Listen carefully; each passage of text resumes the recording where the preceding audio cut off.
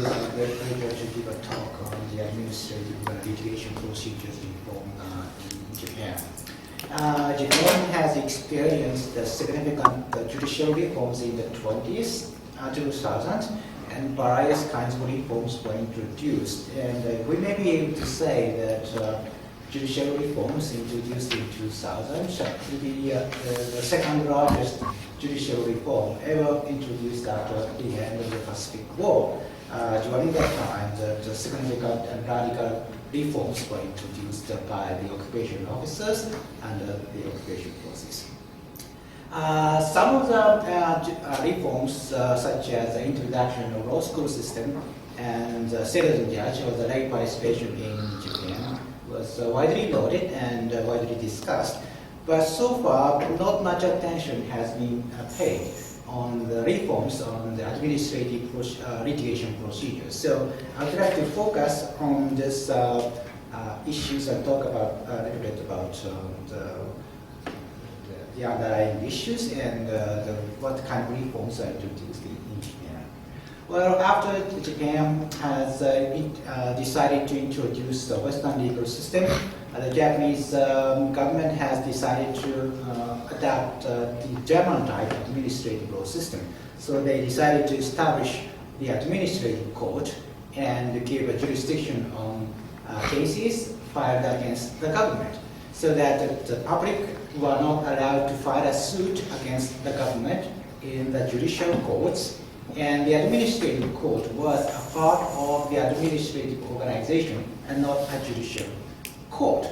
Well, after the end of the Pacific War, Japan was placed in the occupations, and there are many American lawyers inside the occupation forces, and they tend to believe that such kind of administrative court system is not good, so they decided to abolish the administrative court, and under the Japanese Constitution enacted in 1946, it is a judicial court which has exclusive jurisdiction on all cases, so the administrative cases are heard and tried by the judicial court. But soon the government has established a somewhat independent procedure for administrative litigations under the Administrative Case Litigation Act. And the special procedures were provided. Basically speaking, the citizen can file a suit asking judicial revocation, cancellation against the administrative orders, and interim reliefs, like a preliminary injunction or the preliminary reliefs, are basically prohibited. So these kind of specific procedures were introduced. And as a result, the challenges against administrative agencies in Japan becomes very difficult. And that is a source of dissatisfaction among many lawyers and academics. And basically, that is the reason why the reform in the administrative litigation procedure was called in and introduced in 2004. So I would like to take a brief look at the histories and the current framework of the Administrative Litigation Act, and then we will outline the reforms introduced in 2004, and I would like to examine what would be the impact of that reforms and the possible future agenda for reforms in the future.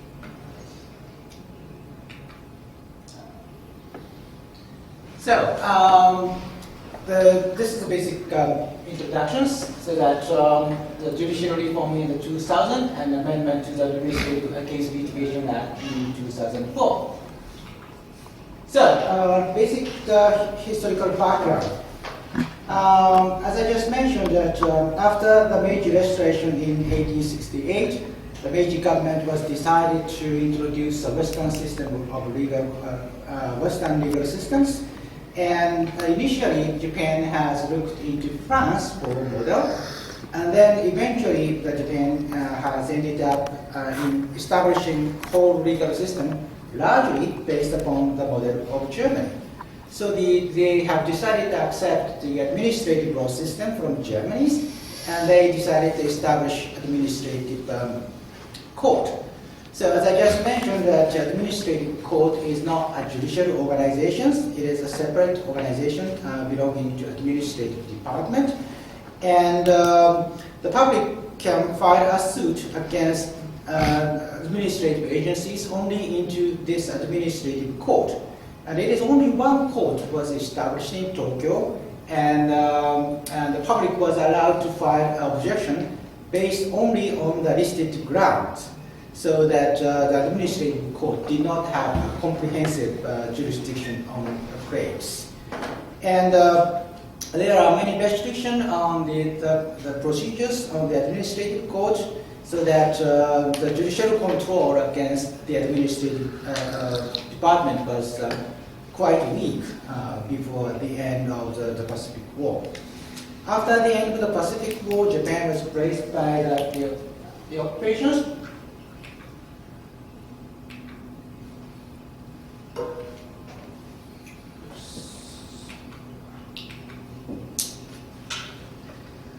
After the end of the Pacific War, Japan was placed in the occupations, and as I mentioned, that there are many American lawyers inside the occupation office, so they tend to take a position that there is no necessity of distinguishing administrative court case and a civil case, and establishing a separate court system or separate procedures. So the Japanese constitution gave a judicial power to the judiciaries and prohibited establishment of the extraordinary tribunals, and also prohibited giving the final judicial authority to administrative agencies. So as a result, the Japanese reenactment of the Japanese constitution, the administrative court was abolished, and the administrative case was basically treated roughly similar to the civil cases. So there is a special limitation on the period you can file a suit, but that is the only difference. The basic procedure for administrative case and the civil case was not so much different. But during the occupation period, the occupation office decided to expel Agricultural Minister Mr. Hirano of the Katayama cabinet for his ultra-militarist conduct before the war, and he filed a suit in the court seeking the declaration of nullities of the expulsion orders, and asked the court to issue a temporary suspension against the expulsion orders. And the court has granted his request to a great dismay of the occupation officers. So the occupation officers was deeply upset, and they directed the Japanese government to enact a special statute act providing for special treatment of administrative case litigation in 1948. And basically speaking, this statute allows only a revocation suit against administrative agencies, and limited the power of the courts to grant interim remedies in the administrative cases. And this basic position was followed in the Administrative Case Litigation Act, decided in 1962. So, under this Administrative Case Litigation Act, basic assumption is that you need to file an administrative case to challenge the validities of the administrative actions. The validities of the administrative action cannot be challenged in the civil cases, and the administrative action is deemed to be valid until it is revoked by the courts in the administrative cases. So that is a basic assumption behind the enactment of the ACLA. There are several types of the cases.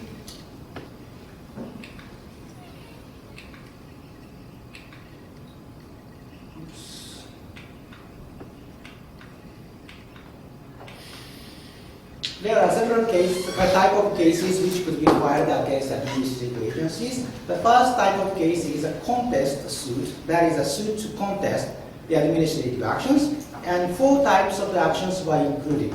The most important is a revocation suit against the administrative order. So this suit asks the judiciary to revoke the administrative orders. There are 3 other types of administrative litigations, and they include inter partes suit, citizen suit, and institutional suit. Inter-party suit is basically a civil litigation between two parties regarding the status and the legal relationship. But this suit is triggered by the administrative action of the government. The citizen suit is a suit which the public can file without showing any infringement of the rights and legal obligations. So the Citizen Act is designed to correct the mistakes that administrative agencies made without showing any infringement of its own legal interest. The institutional suit is a litigation between administrative organizations, so that we could just ignore these procedures.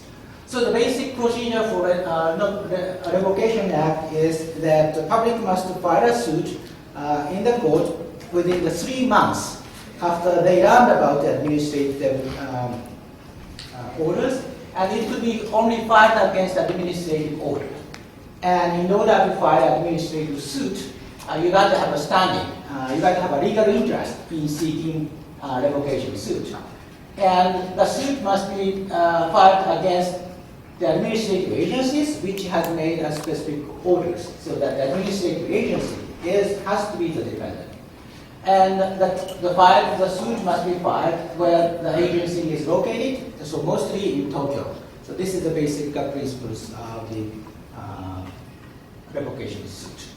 And the important thing is that filing a suit does not prevent agencies from enforcing administrative order. So that means even if you file a suit, the administrative agency can simply keep on going with the administrative orders. Well, in exceptional cases, the court is allowed to suspend the enforcement of the administrative orders. And the requirement for a suspension order is that it is likely that unrecoverable damages might be likely to occur. And even if the court is willing to issue a suspension order, the Prime Minister can object to the suspension order, invoking the public interest. And if Prime Minister objects, the court cannot issue a suspension orders. And if the court has already issued orders, the court must cancel it. So this is the basic schemes adopted in the revocation suit. And the only available remedy is revocations, so that the court cannot order the government to issue an order or act as requested.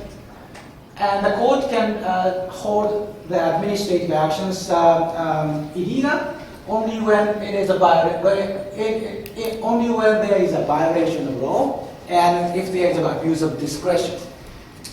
And since filing a suit does not stop the administrative agencies to enforce its orders, so it is quite likely that when the court decides the particular administrative order is illegal, there is a whole status quo established by the administrative order, so that there is a provision in the Administrative Case Litigation Act which allows the courts to refuse revocation even if the court finds administrative order illegal, if the court believes that the public interest outweighs revocation.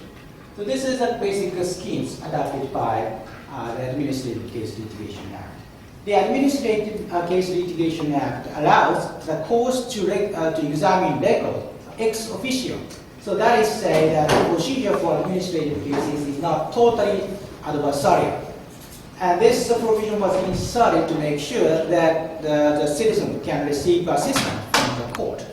But the overall scheme of the administrative case litigation is very difficult for citizens to challenge administrative cases.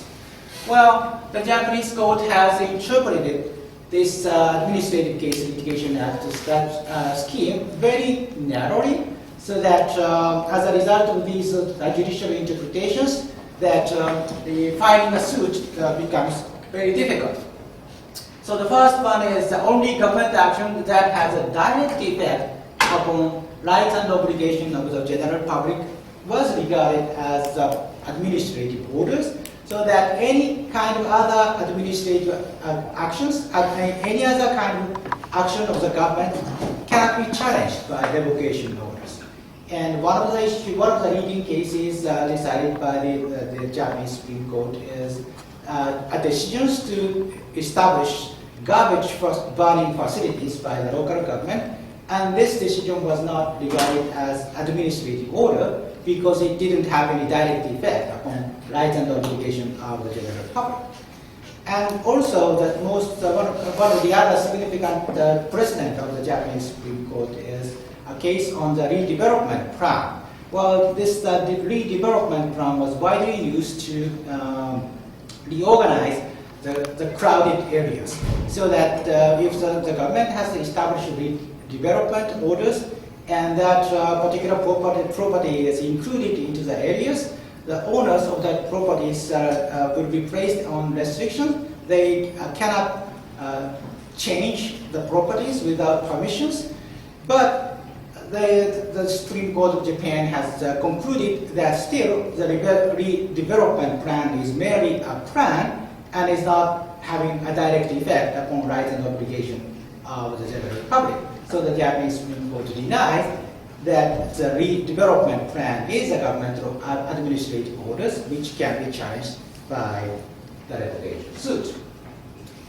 The Japanese Supreme Court also has interpreted the standing requirement quite rigidly, so that the court are supposed to find a specific statute which protects legal rights or the legal interest of the plaintiffs as an individual rights. So, for example, that if you apply for a permission, and if that permission was denied, then it is quite clear that the applicant who applied for the permission was infringed his legal interest.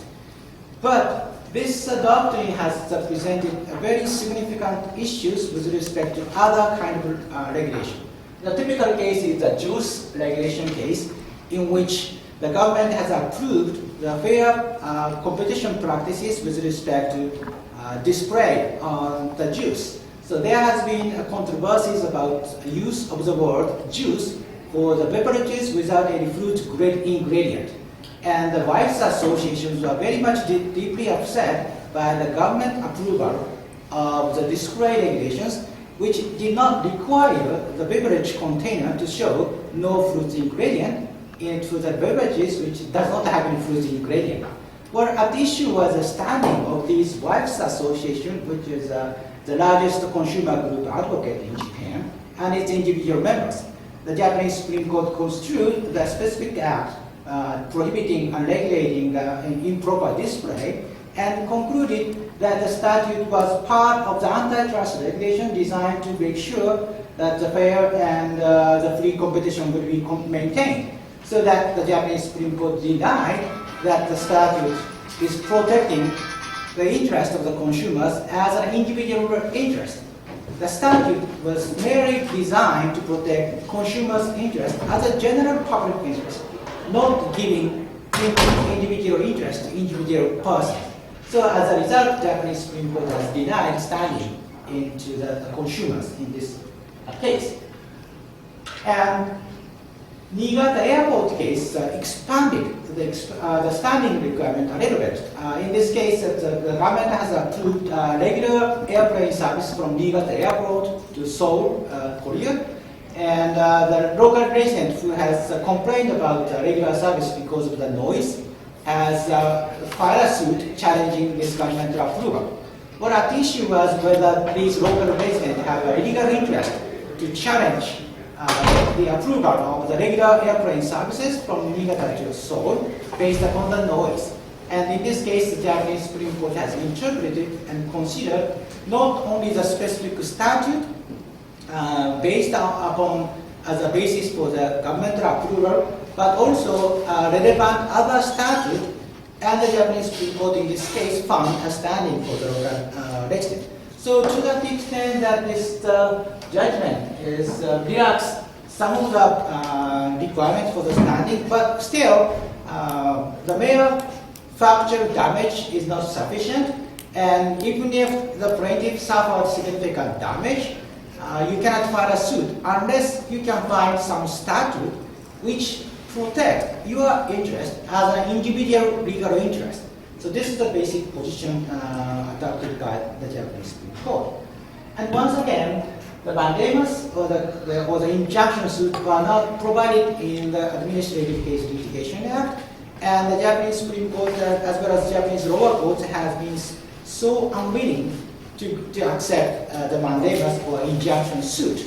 Well, technically speaking, that it was believed that the enactment of the Administrative Case Litigation Act does not preclude the other types of administrative administrative cases, so the injunction act were not precluded. But since there was no provision on the the injunction suit, the court has been quite reluctant to accept the injunction suit.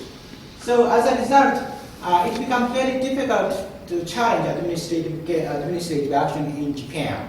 Well, the number of the administrative cases is roughly 2,000 to 4,000 every year, and it was reported in more than 90% of the cases the government partially or totally wins in the administrative cases.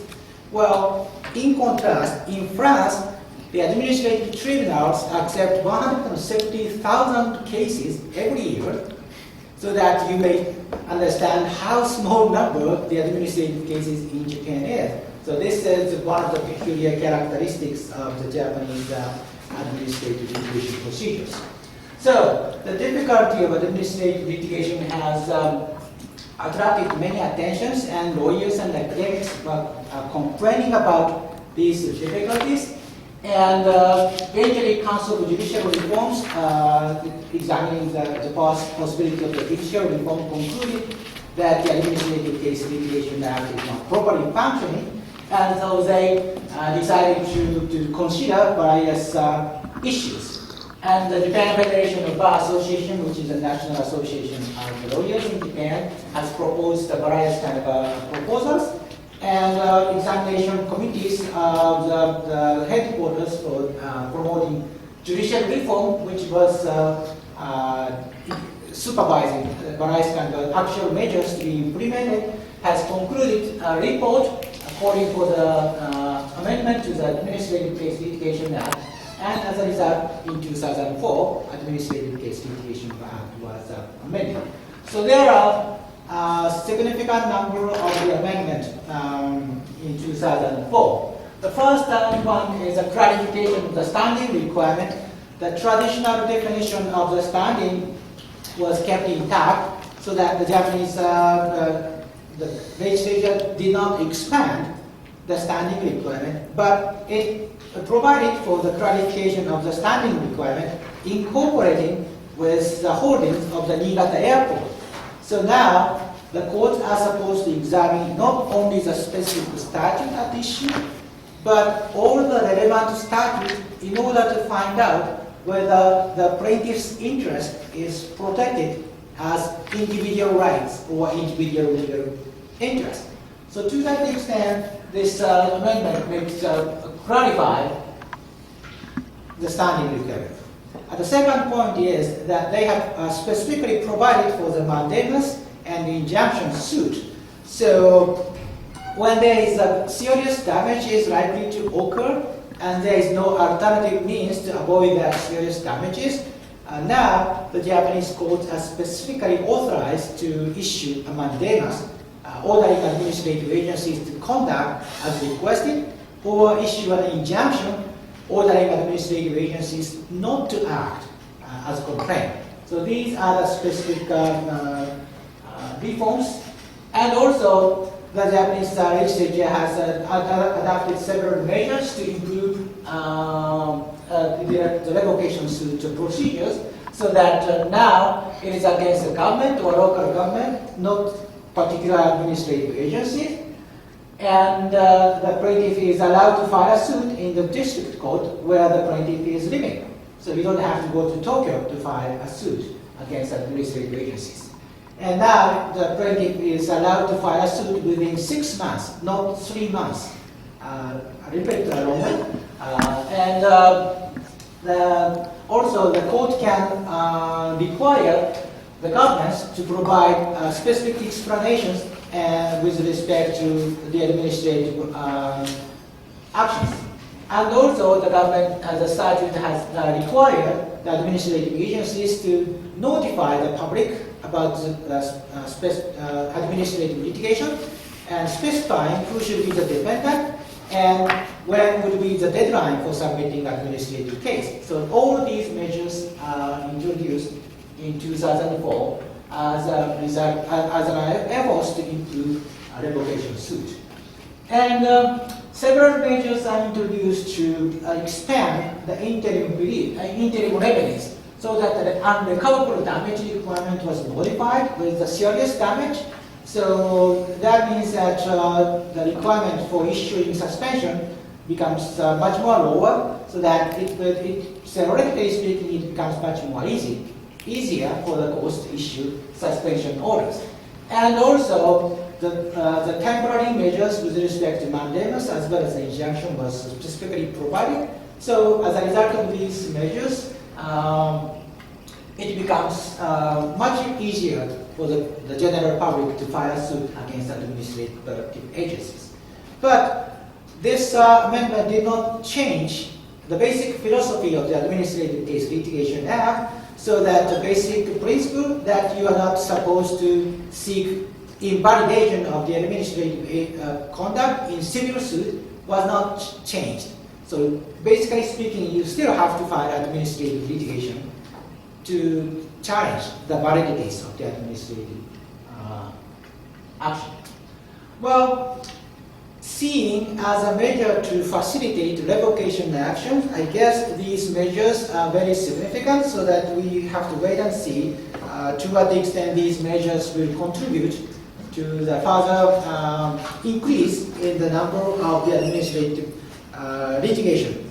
Well, however, so far, I don't find any significant increase in the administrative cases after 2004.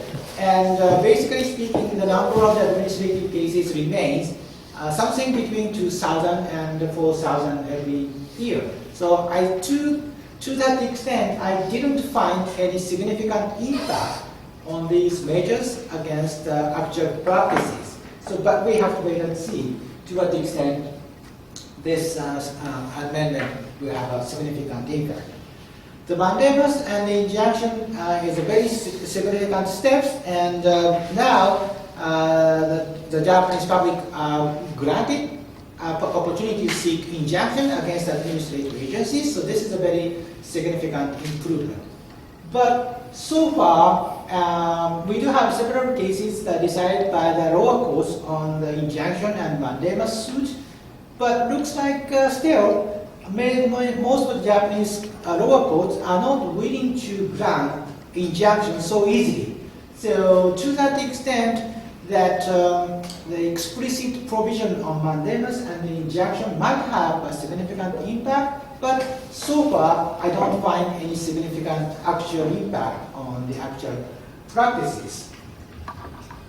Well, so as far as the administrative, so far as the revocation suit and the mandamus and the injunction suit are concerned, I don't think that there has been no such significant impact. But there is another part of the 2004 amendment which might provide a very significant clue for the future agenda, and that is the citizen suit and inter-parties litigation. So the citizen suit is a suit which could be filed without showing any infringement of individual rights and individual legal interest. And this kind of suit must be established by the statute. And so far, for example, Local Government Act has allowed local taxpayer to file a suit seeking a damage award against illegal spending. So this local taxpayer suit is a suit which could be filed without showing any individual damages or individual legal interest. So this is a kind of a citizen suit. And there had been a proposal to establish national taxpayer suit, which is comparable to local taxpayer suit, which would have allowed all national taxpayers to file a suit seeking damage award against illegal government spending. But the government has rejected this idea, so that 2004 amendment did not realize this proposal. So this proposal still remains on the future agenda. The one more possibility is inter-parties suit, and this, as I mentioned, this suit is a litigation fought between two parties, and the typical inter-parties litigation is a suit filed by the property owners against adjudication of the land-taking commissions with respect to amount of the compensation. Well, if your property is taken by the government and the land-taking commission has issued an adjudication granting taking and indicating the amount of the compensation.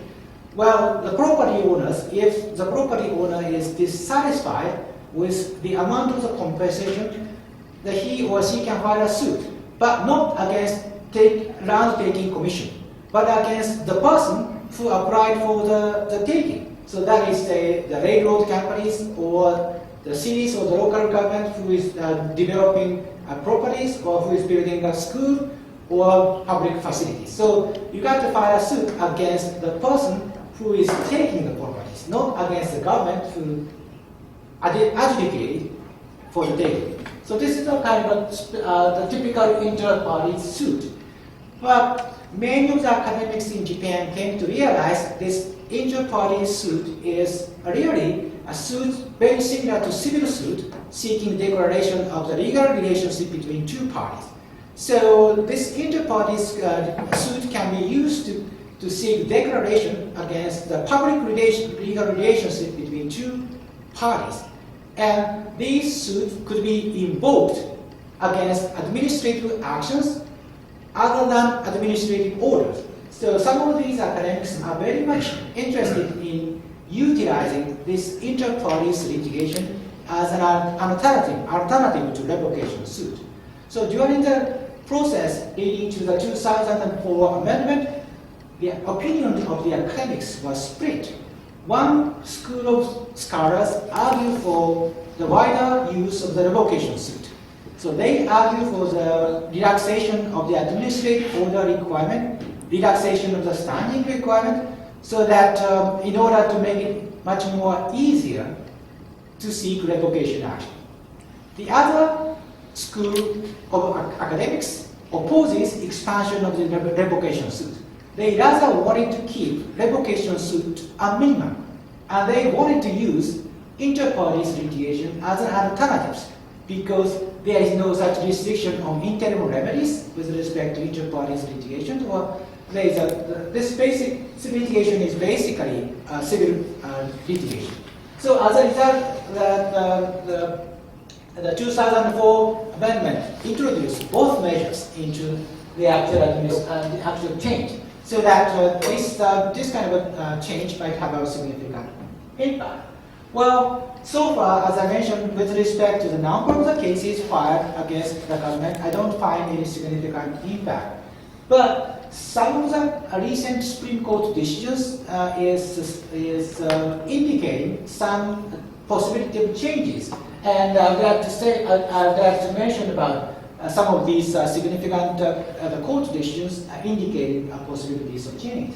One case is showing a flexible reading of the administrative orders, and now the Japanese Supreme Court has overturned its precedent on redevelopment plan, and the Japanese Supreme Court came to acknowledge that redevelopment plan is having a very significant impact on rights and obligations of the property owners, so that the redevelopment plan should be regarded as administrative orders. And in another case, the Japanese Supreme Court has acknowledged even a recommendation by the government could be subjected to revocation suit. Well, in this case, that in order to open a hospital, you got to have a permission from the government.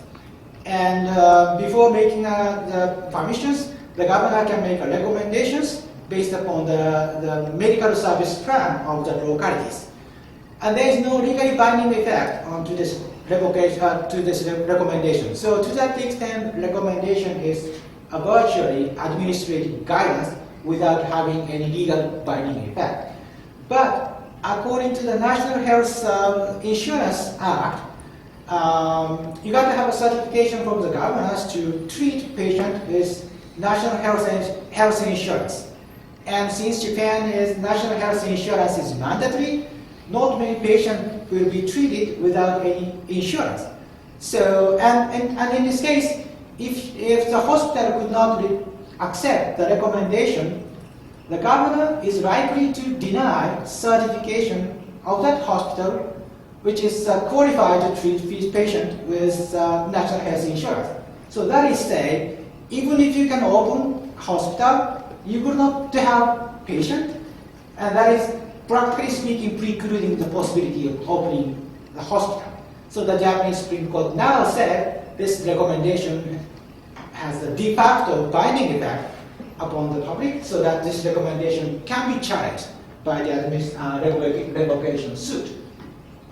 And relaxation of the standing requirement, we do have overcrossing on the Odakyu Railroad case before the Japanese Supreme Court. And the Japanese Supreme Court now said that opposing local resident living nearby has a standing to challenge this governmental approval on this development project. So this is another case which shows a significant possibility of change. The final case is overseas borders case, which is a strike, which is a surprise for many academics in Japan, where in this case, the voters living abroad has filed a suit challenging the deprivation of their right to vote in elections. Those voters living abroad does not have any local address in Japan. So they were totally precluded from national election. And the statute was amended, and they were granted a right to participate in the votings, but only on the election based upon proportional representation. They were still precluded from participation in election district.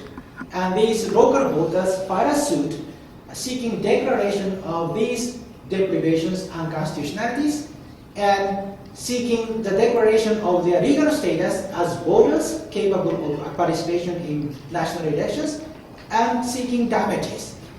And in this case, the Japanese Supreme Court concluded that total exclusion as well as partial exclusion of overseas voters from election was unconstitutional. The focus was on the remedies.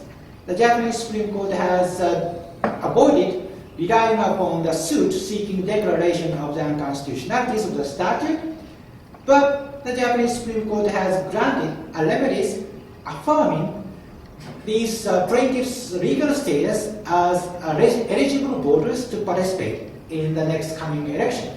So this judgment was a total surprise because the Japanese Supreme Court granted this suit seeking the status as eligible voters as a kind of inter-parties litigations, and actually granted a remedies in this case. And in this case was very also significant because the Japanese Supreme Court also paid all the payment of the damages against to the plaintiffs in this case. So this is a very significant case. And these cases showed some possibility of changes, and probably I guess that the Japanese Supreme Court is moving a little bit toward the position of allowing much more easier access to courts with respect to administrative litigation. But still, the fact still remains that we do have administrative case litigation, and you have to file administrative litigation to challenge the validities of the administrative action. And the basic route for challenging administrative order is a revocation suit, and there are many technical hurdles, procedural hurdles before the public to win a litigation in such kind of revocation suit. So still, administrative case is very difficult, and the public does not have any effective remedies against administrative agencies. So I guess that I think that the Japanese government should reconsider the whole system and come to realize that the public has a right of access under the Japanese Constitution, and this right of access must include the right to receive effective remedies, and this constitutional right of access provision should dictate much more easier access and effective remedies against administrative agencies. So that my conclusion is that the Japanese government should reconsider the whole administrative procedures, administrative litigation procedures, and provide much more radical changes to the current administrative litigation procedure. Thank you.